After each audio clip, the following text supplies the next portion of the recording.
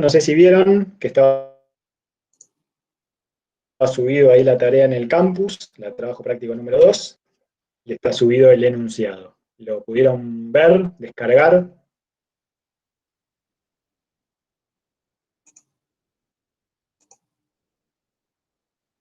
¿Alguno lo pudo Sí, ver? sí, yo lo pude ver, ¿Lo descargó? ¿Lo leyó? lo leí un poquito y me mareé bastante. Bueno, es la idea. No, recién hoy esta es la primera clase práctica de ecuaciones diferenciales, así que recién estamos empezando a transitar el tema del trabajo práctico número 2. Así que no se preocupen si se marean al leerlo, es lógico. Eh, Ahora, después de ver un poquitito que lo vamos a ir repasando, qué es lo que hay que hacer, seguramente va a haber cosas que les queden más claras, va a haber otras cosas que van a necesitar un poco de la clase que viene también para poder aplicarlas. No sé, Guille, si querés compartir, vos. Bueno.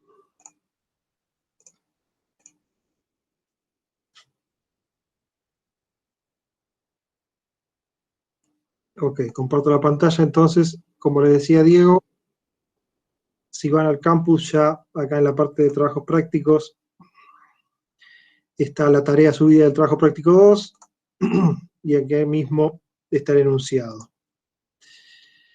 Ok, este es el enunciado del trabajo práctico. Está inspirado en esta última misión a la Luna que hizo una sonda china, que fue al lado oscuro de la Luna. Entonces, en este trabajo práctico, lo que van a tratar de hacer es de recrear ese viaje y de proponer también distintas trayectorias y definir cuál de ellas es la más conveniente. Entonces, tomando esto como base, este evento como base, lo que vamos a hacer es definir cómo modelar esto, primero matemáticamente y después numéricamente, ¿sí? Es decir, dado este fenómeno, hacemos algunas hipótesis simplificativas. Por supuesto que no vamos a modelar absolutamente toda la trayectoria y todas las fases que tiene, sino la más importante, es decir, desde que ya está orbitando la Tierra, toda la trayectoria hasta que llega a la órbita lunar. No hacemos toda la fase de despegue ni toda la fase de alunizaje, porque le agregarían un montón de complejidad y no tiene mucho sentido. Entonces vamos a hacer simplemente el viaje principal, digamos. Entonces, estas son las ecuaciones que intervienen, no son otra cosa que fuerzas. Ahora voy a agrandarlo un poquito. La fuerza gravitatoria que se ejerce sobre esta sonda hacia la Tierra, la fuerza que se hace hacia la Luna, y después una fuerza centrífuga, porque nosotros vamos a considerar un sistema que está rotando, por simplicidad. Para no tener que hacer rotar a la Luna alrededor de la Tierra, dejamos a la Luna y a la Tierra fijas, lo cual quiere decir que estamos en un sistema inercial que está rotando. Por eso aparece esta fuerza centrífuga. Pero básicamente son estas tres las fuerzas, nada más. Y cada una tiene la expresión que la describe. Entonces, en definitiva, una constante gravitatoria, la masa de la Tierra, la distancia entre la sonda y la Tierra, bien, versores, en fin, no mucho más. Distancias, velocidad angular, ok. Bueno, todos parámetros que hay que determinar para calcular las fuerzas. Acá está un esquemita, díganme si lo ven bien, donde se esquematizan cada una de las fuerzas. Es decir, si la sonda acá, esta masa M, está en esta posición, en este punto negro, entonces va a tener una fuerza en la dirección del centro de la Tierra, una fuerza en la dirección del centro de la Luna y una fuerza centrífuga saliente desde el centro de gravedad Tierra-Luna. El centro de gravedad entre la Tierra y la Luna está acá, ¿sí? En esta posición, dentro de la Tierra, pero no coincide con el centro de la Tierra. Está un poquito desplazado hacia la Luna. pero todavía adentro de la Tierra. Las escalas acá de cada astro están en escala real, pero la distancia entre Tierra y Luna no. Bueno, acá en la expresión de las fuerzas aparecían algunas distancias, de 1, de 2, las distancias y de G. Bueno, todas esas distancias se calculan con la fórmula de la distancia.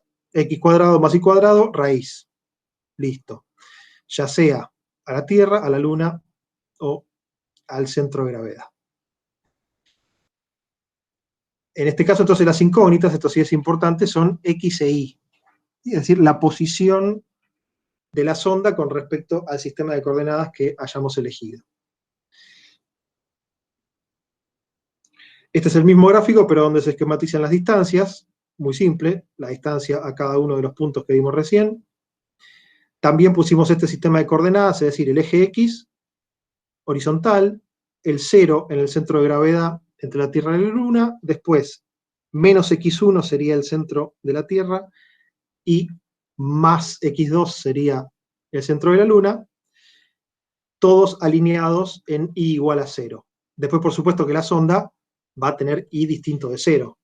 ¿Sí? Entonces, lo que vamos a tener es una trayectoria X del tiempo e Y del tiempo. Una vez determinadas las fuerzas, esta es la ley de Newton, que dice que suma de fuerzas es masa por aceleración. ¿Sí? Muy simples todas las expresiones que estamos viendo. Lo que no es tan simple es acá reemplazar la aceleración por la derivada segunda de X y de Y con respecto al tiempo, o la derivada primera de las velocidades. Entonces, ese reemplazo nos lleva a este sistema de ecuaciones. Son 4 ecuaciones. La derivada de B con respecto al tiempo, esta es la aceleración en X, la aceleración en Y, la velocidad en X y la velocidad en Y, en las ecuaciones 3 y 4. ¿Sí? Entonces, las ecuaciones 3 y 4 no son otra cosa que las velocidades en X y en Y. Y las ecuaciones 1 y 2 son esta descomposición de fuerzas con las fuerzas que ya vimos antes. Masa por aceleración es masa por derivada de la velocidad con respecto al tiempo. Y acá están estas ecuaciones con las mismas expresiones que vimos recién. ¿Cuáles son las incógnitas y cuáles son los datos? Bueno, ya vimos algo recién. G, M, todo eso, W, son todos datos. Las incógnitas son, en este caso, X, y velocidad en X y velocidad en Y. Adentro del alfa, estos ángulos alfa, vamos a tener X e Y. ¿Sí? Por supuesto, porque el ángulo alfa que forman dependen de X y de Y, y dentro de la distancia también tenemos X e Y. Así que, al final de todo, las únicas incógnitas son X e Y. Por supuesto, como son 4 ecuaciones, tenemos 4 incógnitas. X, Y, velocidad en X y velocidad en Y. Todas ecuaciones diferenciales de orden 1, como las que vieron hoy con Diego. Entonces, lo que se hace es plantear este sistema de 4 ecuaciones diferenciales con 4 incógnitas y se resuelven. Se pueden resolver por cualquier método de los que veamos. No sé, Diego, hoy no llegamos a ver Runge-Kutta. No, vimos solo Euler. Euler explícito e implícito. Es uno de los que tienen que aplicar acá. Runge-Kutta no los vimos. Será para la próxima, pero pueden ir avanzando con ese. Bueno, se puede avanzar con Euler. Y la clase que viene se aplicará Runge-Kutta. ¿Sí? También es un método explícito, con lo cual no hace falta resolver un sistema de ecuaciones, sino que se puede despejar directamente. Tengan en cuenta, solo como aclaración, nosotros hoy vimos una ecuación diferencial, no vimos sistemas de ecuaciones diferenciales. Acá en el trabajo tienen un sistema, ¿no?, de 4 ecuaciones diferenciales. La mecánica es exactamente la misma, solo que lo van a tener que aplicar 4 veces. ¿Sí? Las variables ahora van a ser 4, van a tener 4 funciones, y entonces cuando apliquen Euler, ¿sí?, lo van a aplicar para cada una de esas ecuaciones diferenciales. Van a aplicar Euler para dbx a dt, Euler para dBi a dt, Euler para dx a dt y Euler para di a dt. Son 4 ecuaciones diferenciales, pero que están acopladas. Exacto, comparten incógnitas. Sí, Ok, perdón, ¿eh? Una consulta de eso. sí, El, el sistema viene también con su sistema de condiciones claro. iniciales, ¿no? Y se tiene que emparejar correspondiente, o sea, no podés dar la condición inicial de otra cruzada o algo así, ¿no? Bueno, creo entender lo que estás preguntando. Sí, por supuesto que estas son 4 ecuaciones diferenciales, con lo cual hay que tener 4 condiciones iniciales, porque si no, no estaría definido el sistema. ¿Sí? No estaría definido el problema si yo impongo menos que 4 condiciones iniciales. Al ser de orden 1, requieren solamente de una condición inicial. Si fuera de orden 2, requeriría 2 y así. Bueno, en este caso no es así. Son de orden 1, con lo cual requieren de una única condición inicial. Pero todas requieren una. Entonces yo voy a tener Bx inicial, Bi inicial, X inicial e Y inicial. Es decir, X e Y iniciales son la posición de la cual yo parto, donde arranca la sonda. Y después, las velocidades en X y en Y iniciales son 2 velocidades con las cuales la sonda arranca también en el punto que yo había definido recién. ¿Sí? Todos esos son datos iniciales que yo le tengo que ingresar al problema. Y a partir de ahí empiezo a calcular. ¿Ok? De hecho, acá están las condiciones iniciales que veíamos recién. La velocidad en X no va a ser otra cosa que B0 por el coseno que forma la velocidad. A ver si tengo acá un grafiquito que lo haga un poco más claro. Acá está. Bueno, espera, antes de ir al grafiquito, veamos las condiciones. Dijimos, Bx para t igual a 0, Bi para t igual a 0, X e Y iniciales. Bien, estos son los ángulos que van adentro de estas ecuaciones. Como yo les decía antes, esos ángulos dependen de X y de Y. Acá está la dependencia con X y con Y, también de este otro ángulo. Bueno, acá están esquematizados los ángulos. Todos estos esquemas son para que ustedes entiendan de dónde salen las ecuaciones, pero no es que ustedes tengan que trabajar con este esquema, sino simplemente las expresiones ya están dadas acá. Las expresiones ya están dadas acá. Un comentario, ojo con la función arcotangente, porque dependiendo del código que ustedes usen, puede darle un tratamiento distinto a la función arcotangente. Ustedes saben que la función tangente es función. Para un valor de x corresponde un valor de y.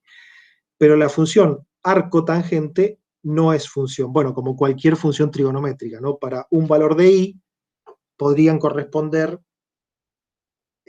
infinitos valores de x, ¿sí? Porque son funciones periódicas. Entonces, ojo con esta función arcotangente, porque lo que les tiene que dar es los ángulos tal como están representados acá. ¿Sí? Entonces, dependiendo si usan Python, MATLAB o qué código usan, veamos después qué función arcotangente van a usar. ¿Sí? Pero puede ser que el algoritmo les tire algún resultado medio raro cuando llegan a 90 grados, no se expliquen por qué, y en realidad es porque la función arcotangente no está evolucionando de la manera que ustedes esperaban. Bueno, un comentario nada más. Entonces, lo que me preguntaba recién. Este es el sistema con sus condiciones iniciales. Dijimos, el 0 lo ponemos en el centro de gravedad Tierra-Luna, en X1 tenemos el centro de la Tierra, y nosotros vamos a partir con esta sonda en el, creo que se llama perihelio, no sé, corríjanme si está bien o sea, en el punto más alejado a la Luna, ¿sí? En el punto de atrás de la Tierra, digamos, ahí vamos a partir con nuestra sonda. De nuevo, si tuviéramos que hacer el despegue, bueno, tendríamos que ver de dónde sale la sonda, ponerle una velocidad de escape que entre en órbita con la Tierra, pero en algún punto que esté en órbita con la Tierra va a pasar por acá. Nosotros todo el despegue no lo hacemos. Hacemos que el problema empieza acá. este es un problema sin propulsión, con lo cual todo lo que vamos a hacer no tiene una fuerza interna dentro del sistema de la sonda, ¿sí? No hay propulsión ni hay frenado. Es por eso que vamos a tener que elegir una B0 a la que tuvimos que llegar de alguna forma, seguramente con alguna propulsión. No importa cómo llegamos a esa B0 se la vamos a imponer. Y esta sonda va a estar a una altura H0 con respecto a la superficie de la Tierra. Entonces, esta es la condición inicial. X igual a X0. Y 0 igual a 0. Acá está acá abajo, ¿sí?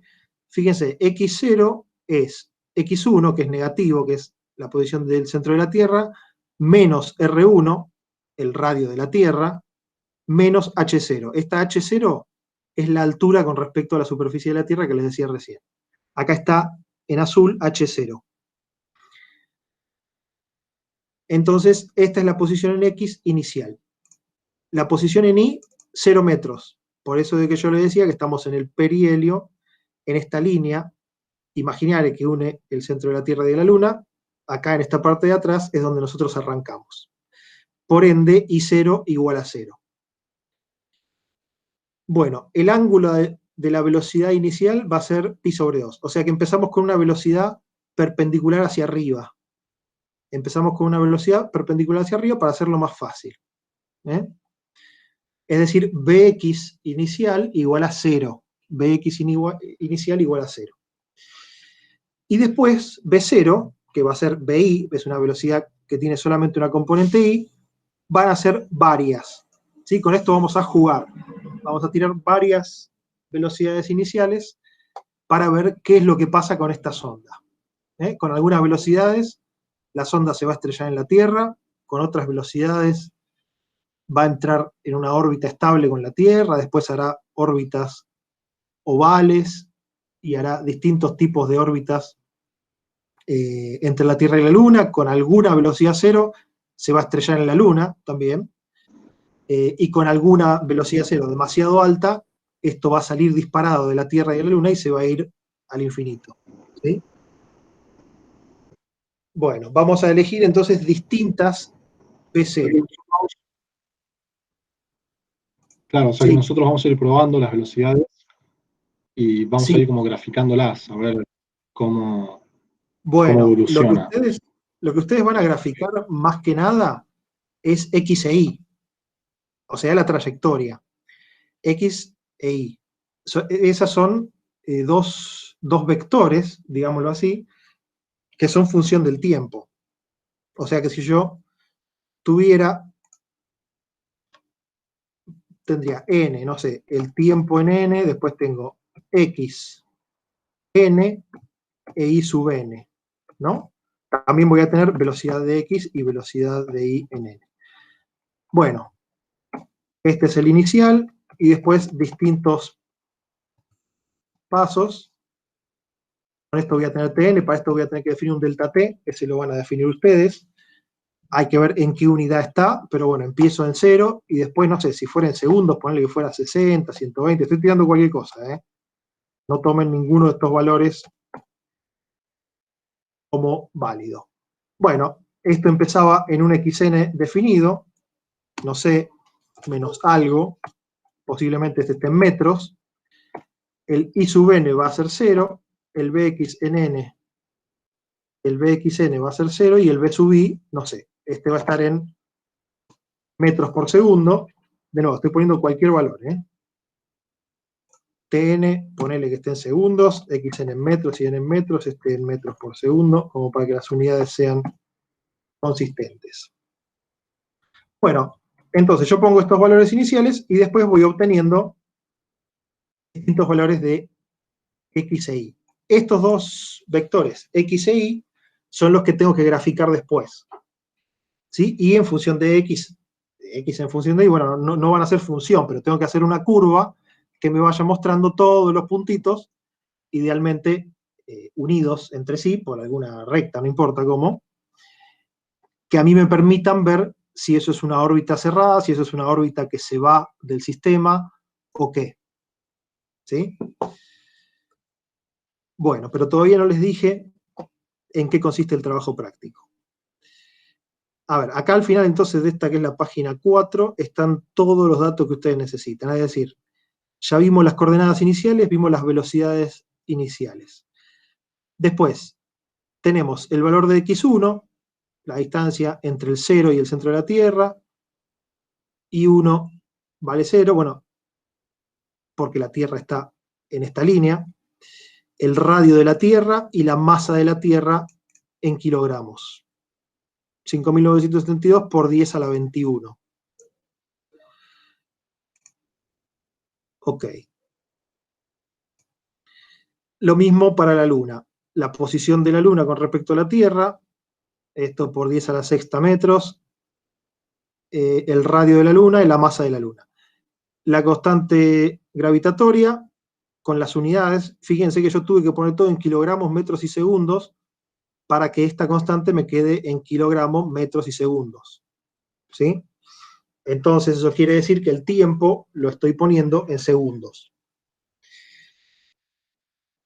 Y este W es la velocidad angular de giro en el sistema Tierra-Luna, que como nosotros no la estamos expresando en este sistema, la reemplazamos por una fuerza centrífuga. ¿Sí? Pero entonces tenemos que incluirla como fuerza. Ya está incluida en las ecuaciones. Esto es lo que cambia con el padrón. La altura de la sonda. ¿Sí? Entonces este es el valor 0. Los últimos números del padrón. ¿Sí? Los últimos 3 dígitos del padrón. Esta es la altura con la cual van a iniciar el modelito. ¿Sí? Bueno, y en la última página se explica bastante sintéticamente qué es lo que esperamos que ustedes hagan. Bien, entonces, la primera parte es orbitar alrededor de la Tierra y nada más. Entonces, hacemos un modelo más simple, porque no lo hacemos girar, que la Tierra y la Luna giren en un sistema rotante, ni tampoco le ponemos la masa de la Luna. O sea que es un sistema donde esta sonda orbita alrededor de la Tierra.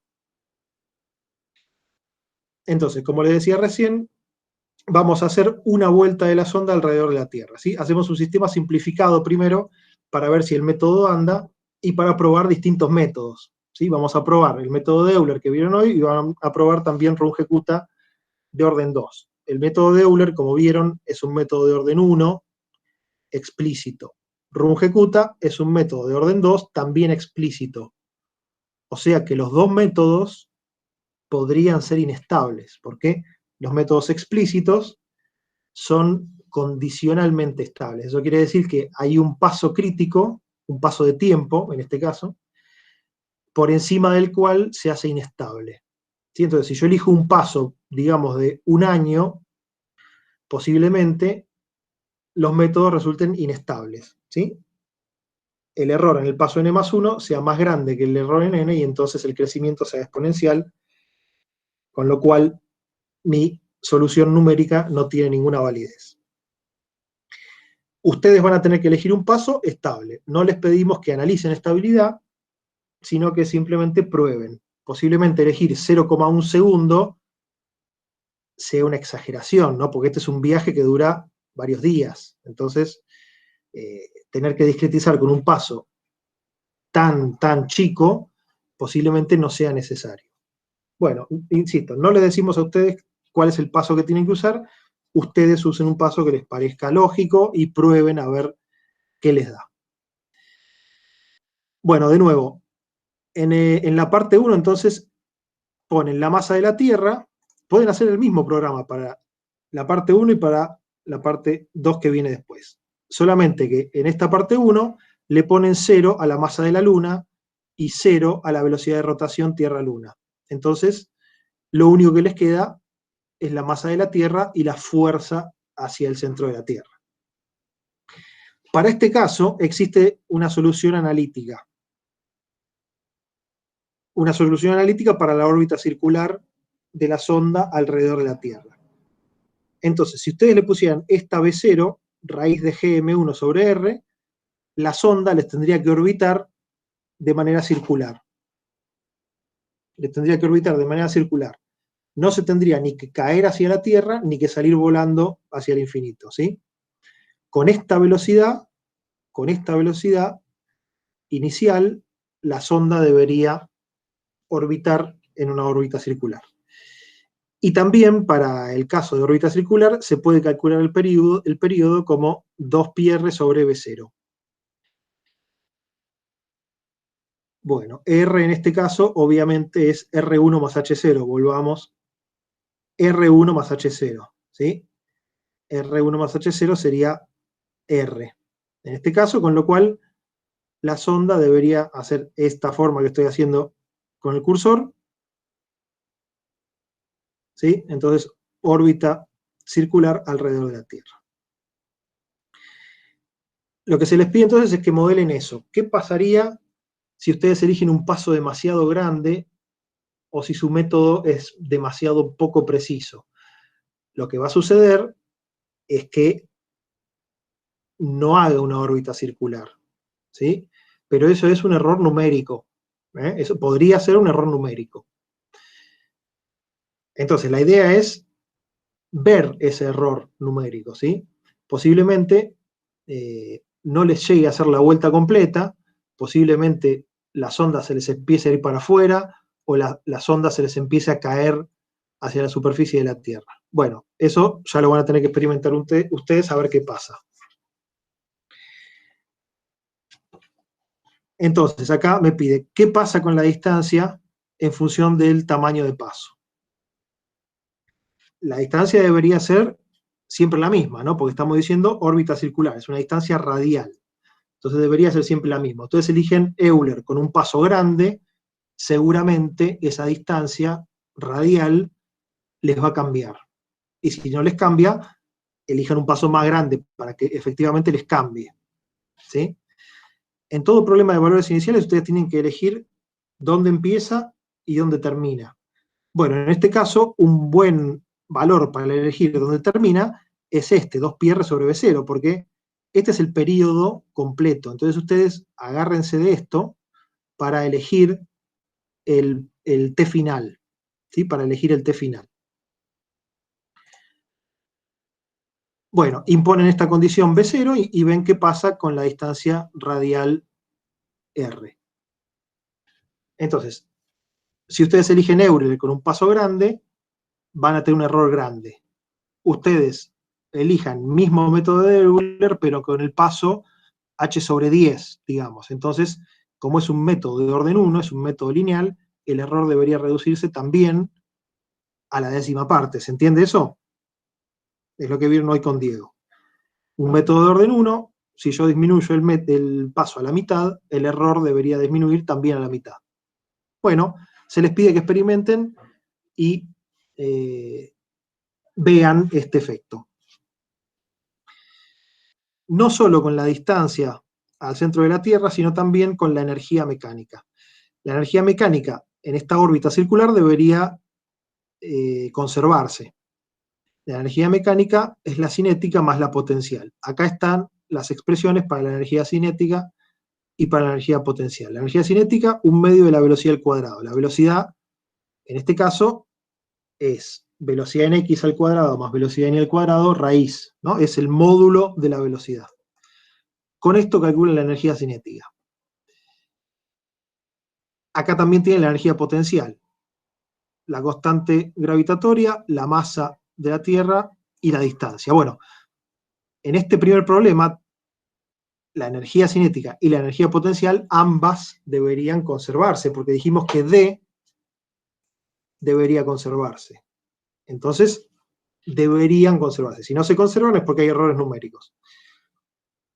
Bueno, sumando las dos, me da la energía mecánica. Si se conserva una y la otra, también debería conservarse la energía mecánica.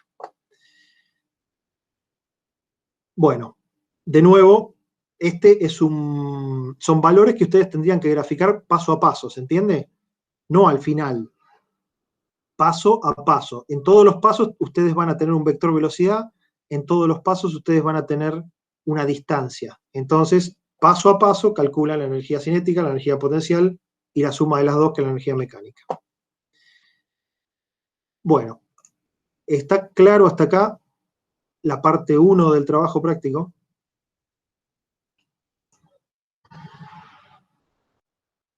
Sí, sí. Bueno, Runge-Kutta lo ven en la clase que viene, pero ya pueden empezar con Euler. Ya podrían empezar con el método de Euler. Vamos a la parte 2, que es la más entretenida, que es justamente hacer la trayectoria entre la Tierra y la Luna. Entonces, en la parte 2 se les pide, elija uno de los métodos, o sea, Euler es más fácil, pero menos preciso. Runge-Kutta es más complicado, pero más preciso. Ustedes tienen que elegir cuál de los dos les conviene más. ¿Euler fue lo suficientemente preciso? Bueno, entonces quizás no hace falta irse a Runge-Kutta y se quedan con Euler. ¿Sí? Porque es más fácil. Ahora, ustedes, Euler le dio demasiado impreciso o tienen que hacer el delta T demasiado chico, bueno, en ese caso elijan Runge-Kutta, o si ustedes eligen otro método, elijan otro método. Ustedes deciden cuál es el método que van a usar para la parte 2, pero en la parte 2 no usan distintos métodos, utilizan solamente uno que lo eligieron en la parte 1. Bien, ahora vuelven a poner la masa de la Tierra, pero también ponen la masa de la Luna y la velocidad de rotación entre la Tierra y la Luna. Entonces, ahora sí ustedes van a tener que elegir distintas B0. Distintas B0 que a ustedes le den estas situaciones. Primero, una órbita en forma de 8.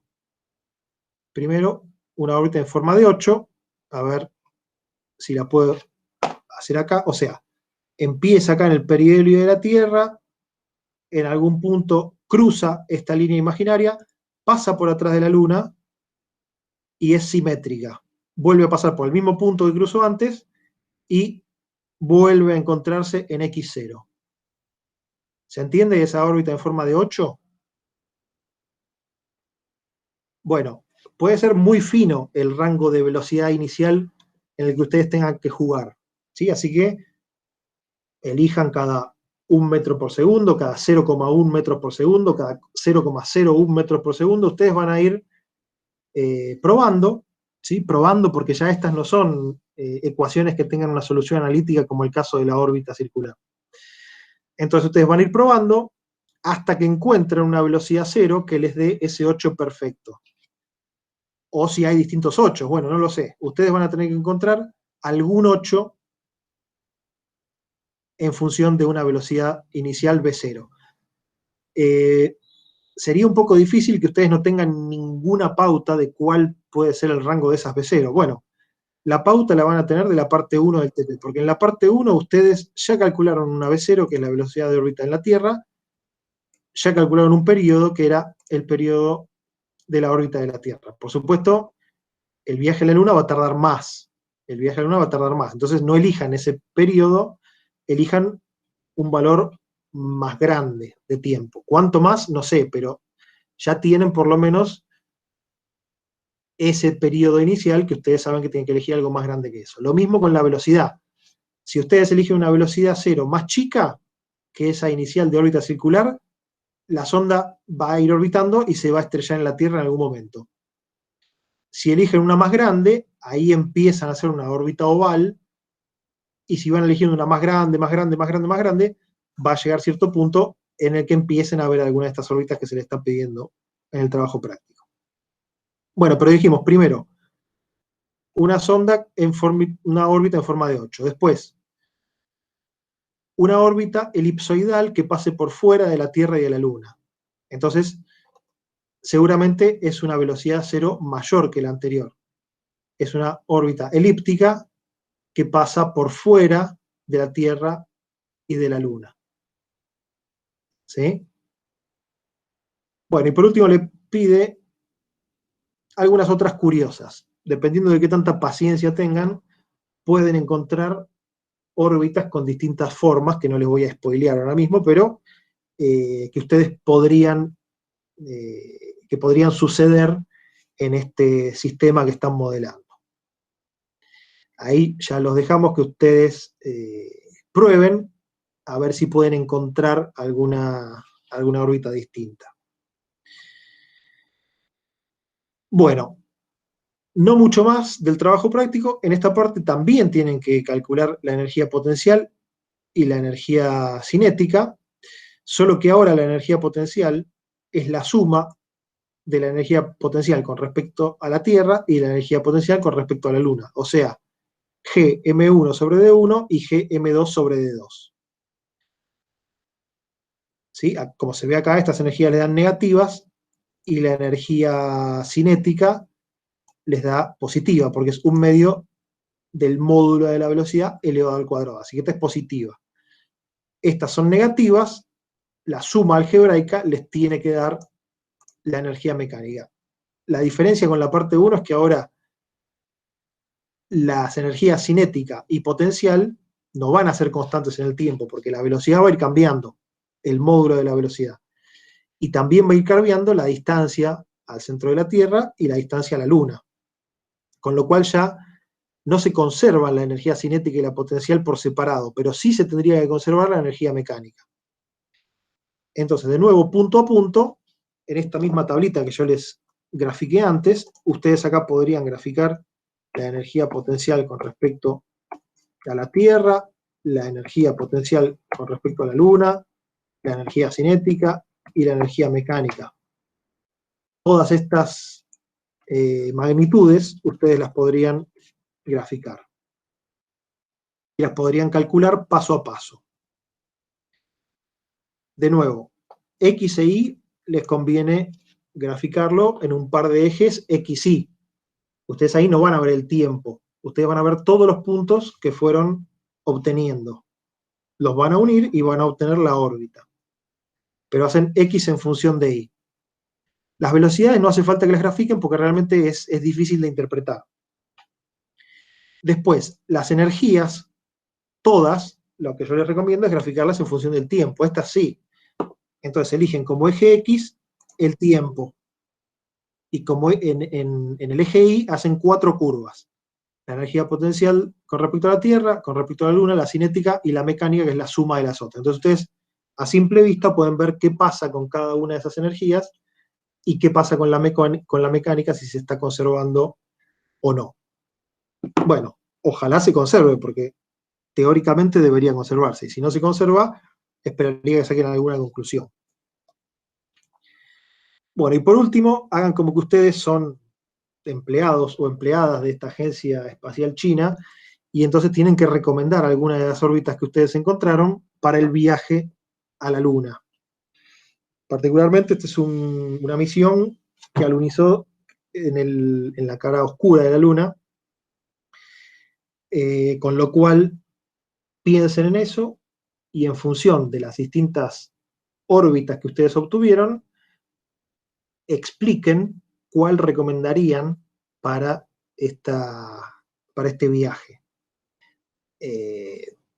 Fíjense en la distancia que les queda con respecto a la Luna, en la velocidad que les queda a la sonda, googleen si quieren cuál fue la trayectoria que hizo esta sonda efectivamente hace una semana o dos. Ahí son libres de ustedes investigar y de recomendar lo que quieran, pero en función de todos los resultados que fueron sacando, tienen que recomendar alguna de esas basándose en alguna de las variables que ustedes fueron calculando. Insisto, distancia a la Luna, velocidad, energía, la que a ustedes les parezca, y hacen alguna recomendación. Una pregunta con respecto a este ítem. Sí. Nosotros tendríamos que elegir la sonda, tipo la trayectoria que se estrella contra la Luna, que se posiciona por detrás de la Luna. No me queda claro eso. Está bien, no. Mientras ustedes vayan resolviendo el trabajo práctico, la sonda se les va a estrellar 1000 veces contra la Tierra y contra la Luna. O quizá no se estrelle, pero pase demasiado cerca, de manera que agarra una velocidad enorme, más grande que la velocidad de escape del sistema, y entonces la sonda se les va. ¿Sí? La mayoría de las pruebas que ustedes hagan con distintas velocidades iniciales, les va a suceder que pase demasiado cerca del centro de alguna de los dos astros, y entonces la velocidad sea demasiado grande, y entonces la sonda no le queda otra que escaparse del sistema. lo que ustedes tienen que hacer es encontrar algunas velocidades que no hagan que la sonda se escape del sistema, ni que se estrelle en la superficie de ninguno de la Tierra o de la Luna, sino que empiece a repetir la misma trayectoria con la que empezó, ¿se entiende? Si ustedes empezaron un 8 que era tangente acá, un 8 que era tangente acá, bueno, ustedes, si van probando, van a encontrar algún 8 deforme que termine acá atrás, no siendo tangente, ¿sí? Entonces, esa no es una trayectoria de una órbita estable, es una órbita inestable. Entonces, tarde o temprano, va a pasar que pase demasiado cerca de alguno de la Tierra o de la Luna. Entonces, ustedes tienen que ir modificando esa velocidad sub cero para que ese 8 sea tangente acá también, ¿sí? Eso lo van a hacer simplemente viendo si la trayectoria pisa a la anterior, ¿sí? ¿Se entiende? Que le pase por encima. Más o menos, ¿no? Así a grandes rasgos, ustedes mirando la trayectoria, que empiece a superponerse el primer 8 con el segundo. Lo mismo con las otras. Si es una elipse, bueno, que empiece esa elipse y después vuelva a ser tangente en este X0.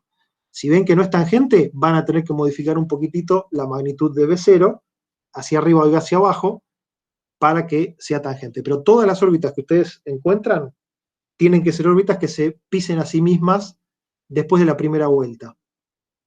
¿Está claro eso? No hace falta que ustedes modelen 100 vueltas. O sea, ya con que hagan una vuelta y un poquito, listo.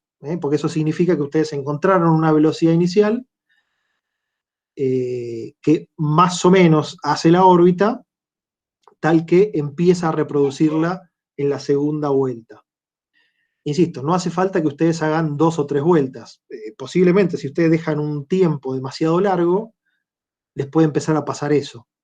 ¿Sí? Pero ya es más difícil que ustedes logren una velocidad inicial tan justita para que ustedes repitan 3 vueltas exactamente una encima de la otra. ¿Está claro? Porque ustedes en el medio van a tener errores, van a tener una fuerza centrífuga, entonces no es tan fácil. Mejor dicho, tendrían que poner una velocidad inicial con muchos decimales, todos exactos, para que hagan una órbita de muchas vueltas. No hace falta eso. Con que hagan una vuelta y después empiece a pisarse sobre sí misma, ya está. Entonces, insisto, ustedes nunca van a llegar a la Luna porque van a llegar a una velocidad demasiado alta acá. Acá no estamos poniendo ni propulsión ni frenado. Lo que sucede en la realidad es que uno puede ir ajustando la órbita y también después, cuando llega a la Luna, frena, ¿sí? Porque si no, vuelve a la Tierra, ¿sí? Entonces, no es lo que sucede. Uno frena, hay una sonda que queda orbitando la Luna, una que baja, que vuelve a engancharse a esa órbita y después acelera y vuelve a la Tierra. Bueno, todo eso no hace falta.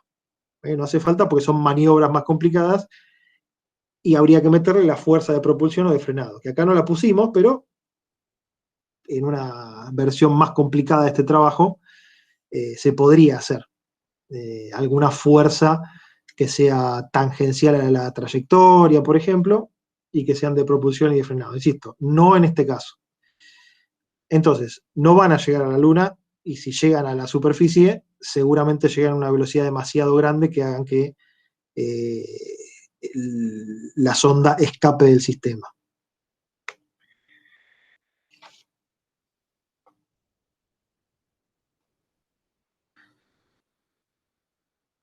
Bueno, ¿qué otra consulta con respecto a esto?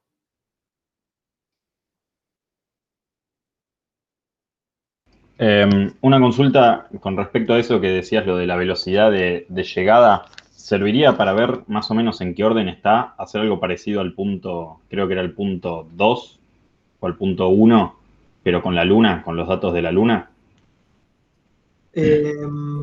No mucho, no mucho. Ahí lo que estarías obteniendo es la velocidad con la cual orbita la Luna de manera circular, ¿no? Vos eso es algo que no vas a lograr porque la velocidad con la cual vas a llegar a la Luna es demasiado alta para eso. ¿Sí? Vos no vas a lograr que se quede orbitando la Luna, porque para eso tendrías que frenar. Así que no te Ah, queda ok. mucho. Ok, sí, ahí te entendí lo que decías antes. ¿Sí? Si vos calcularas V0, GM1 sobre R, pero de la Luna, está bien, vas a obtener la velocidad de escape de la Luna, pero acá estás jugando con velocidades más grandes que esa. Estás jugando con velocidades más grandes que esa, justamente porque no tenés ni propulsión ni freno y vos tuviste que salir despedido de la Tierra para llegar acá. Entonces, le tuviste que meter una velocidad grande.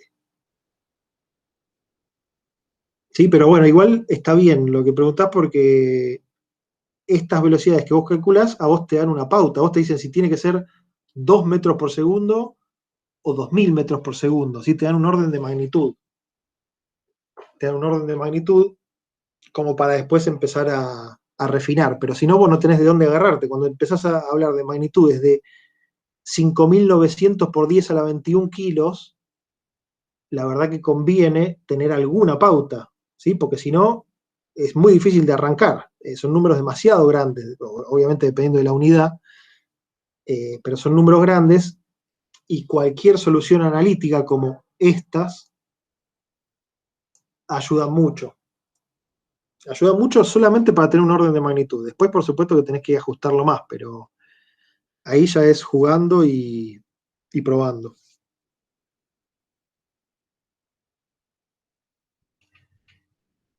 Ok, gracias. Bueno, de nada.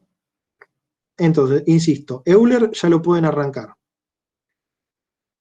Les va a quedar un sistema de ecuaciones con incógnitas, están acopladas, pero no hay que resolver un sistema de ecuaciones lineales. Esto va avanzando paso a paso. Por supuesto, cuando ustedes calculan el paso, ustedes arrancan con las condiciones iniciales. Y con esas condiciones iniciales calculan el paso 1. Están todas enlazadas, estas X, Y, BX y BY, con estas primeras que yo introduje antes. Yo no podría calcular todas las X, después todas las Y, después todas las BX y después todas las BY. Yo no podría hacer eso porque están vinculadas, es un sistema. Entonces, lo que yo hago es tomar la condición en el paso n y con ella calcular todos los valores en el paso n más 1. Y ahí yo ya los tengo a todos. ¿Sí? Ahí yo ya los tengo a todos y con esos calculo en n más 2. Y después en n más 3 y después en n más 4 y así hasta n, que yo voy a definir cuál es. ¿Sí? Obviamente que yo les recomiendo graficar directamente en el código que ustedes están manejando, sea Python, MATLAB, Java o lo que a ustedes les guste, conviene hacer un gráfico XY directamente ahí. Si ustedes no la tienen tan clara como para hacer un gráfico directamente en el código, no importa. Exportan los valores de XY y grafican en el Excel, porque en el Excel no ponen acá insert, scatter, esta opción que una los puntos por línea y ya está. Ustedes estarían graficando en X y en Y.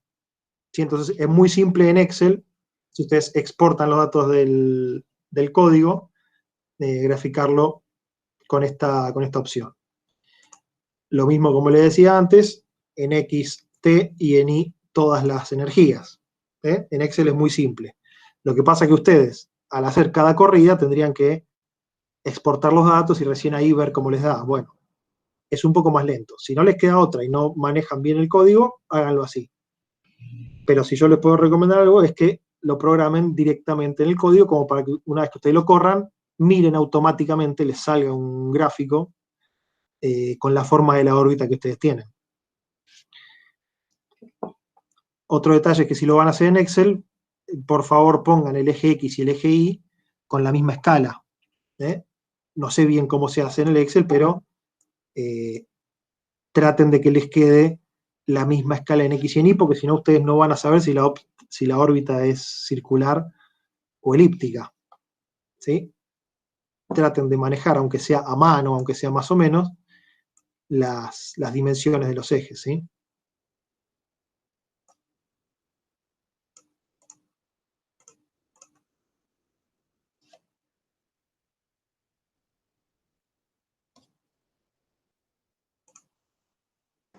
Ahí, poné un toque, Guille, las ecuaciones, las 4 ecuaciones diferenciales.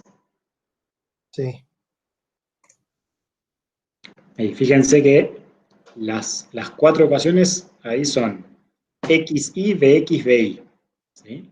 Y son en función del tiempo, que es la variable independiente, pero fíjense que a la derecha, digamos, de las ecuaciones después del igual, salvo en las dos últimas que aparecen explícitamente bx, by, en las otras no aparecen x e y directamente en esas expresiones, ¿no?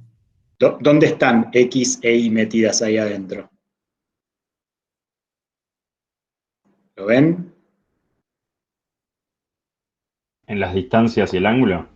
Bien, bien, bien. O sea, ojo ahí cuando tienen de 1, de 2, etcétera, etcétera, ahí adentro eso no es un dato. Eso es, ahí adentro están las x y las y. Y en los ángulos también, ¿sí? Entonces, ahí adentro es donde aparecen, que es lo que tienen que programar. Y como ahí adentro aparecen, x e y son dos variables dependientes, distintas, y cuando lo discreticen con Euler, bueno, cada una, así como nosotros llamábamos ahora, por ejemplo, llamábamos u a la variable cuando la poníamos discretizada, bueno, acá hay 4 variables, así que van a tener que elegir algún nombre, pueden seguir llamándolas xy, bx, by, o la pueden llamar, no sé, vwz o lo que sea, pero digamos, van a tener 4 variables distintas. Claro. Y cada función puede depender de una sola, de 2, de 3 o de las 4. ¿Sí? Sí, si la llaman XY, BX y BI, a mí personalmente me hacen un favorazo, porque ya sé cuál corresponde a cuál. Pero bueno, son libres de cambiarle los nombres si no se sienten cómodos llamando a la variable discreta y a la continua igual. A ver, quizá como gentileza, Diego, podríamos hacer esta ecuación en Euler como para que vean cómo queda, pero me imagino que es muy simple, pero bueno, esta ecuación, si la tratáramos de discretizar con Euler, lo que nos quedaría sería x en n más 1 igual a xn más el paso h que multiplica a bx en su nn. Bueno, esta es la discretización de la ecuación 3 por Euler. ¿Sí? Acá lo único que hice fue aplicar Euler. Directo, de manual, lo apliqué. H, bueno, es el paso, ¿no? Delta tiempo. Lo tengo que definir de antemano porque si no, no puedo resolver. Pero fíjense que es una ecuación muy simple y que depende de otras variables que no son x, porque acá me aparece bx en el paso n. ¿Sí? No importa que sea distinta, todo lo que está en el paso n es algo conocido, con lo cual todo lo que está a la derecha del igual es conocido, ya sea porque es el paso inicial o porque es un paso cualquiera donde yo ya tengo los valores. Y con los valores de xn y de bx en el paso n, calculo xn más 1. Entonces, con el valor de xn y de bx en el paso n, calculo el xn más 1 con esta fórmula tan simple. ¿Sí? Esto es Euler aplicado a un sistema de ecuaciones diferenciales. Pero no hay ningún sistema de ecuaciones, desde el punto de vista como veíamos sistema de ecuaciones lineales o no lineales, que resolver. Acá simplemente reemplazo y resuelvo. Es un poco más difícil la discretización de esta, pero no mucho más. Así que esta ya lo dejamos a ustedes. ¿Sí? Sí, Sí, fíjense que, digamos, con que hagan una de esas dos, la otra es prácticamente igual, ¿no? Es reemplazar un igual. seno por un coseno y no mucho más. Claro. Con lo A cual, ver, sí, no. esto que a priori ven 4 ecuaciones diferenciales, las dos de abajo son triviales, son muy fáciles, y las dos de arriba son iguales prácticamente, así que en realidad tienen que hacer una sola. Con que hagan una de las de arriba, ya está. Ya el resto les sale el trabajo práctico automáticamente. ¿Sí? Claro. Incluso los valores de alfa y de D están dados acá. Acá están todos los alfas, alfa F1, F2 y el centrífugo. Todos los ángulos están ahí y todas las distancias están acá. Así que acá ya tienen la dependencia directa con X y con Y. ¿Sí? Al final las incógnitas son X e Y. En este caso acá están todas. X1 y 1, X2 y 2 son datos y no cambian. Las que van variando con respecto al tiempo son X e Y. Lo mismo acá abajo. X1 y 1, X2 y 2 no cambian, son siempre las mismas. Las que van variando son X e Y.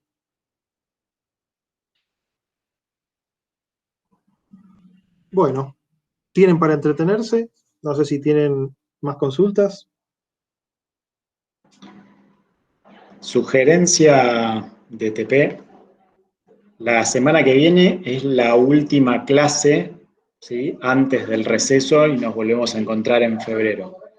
Con lo cual, y durante el receso, no vamos a estar respondiendo consultas. Así que, sugerencia, traten de aplicar Euler para el TP, cosa de que si tienen alguna duda, la semana que viene ya la traigan planteada y la puedan resolver, y de esa manera ya tienen el trabajo avanzado y durante enero y las primeras semanas de febrero puedan completarlo y hacer el informe. ¿Sí? Si la semana que viene no traen dudas, hasta febrero no van a recibir respuestas después de sus dudas y se les va a complicar. Así que fuerte sugerencia que traten de avanzar con Euler para la semana que viene, a ver si les sale, y si no les sale, aprovechen a sacarse las dudas.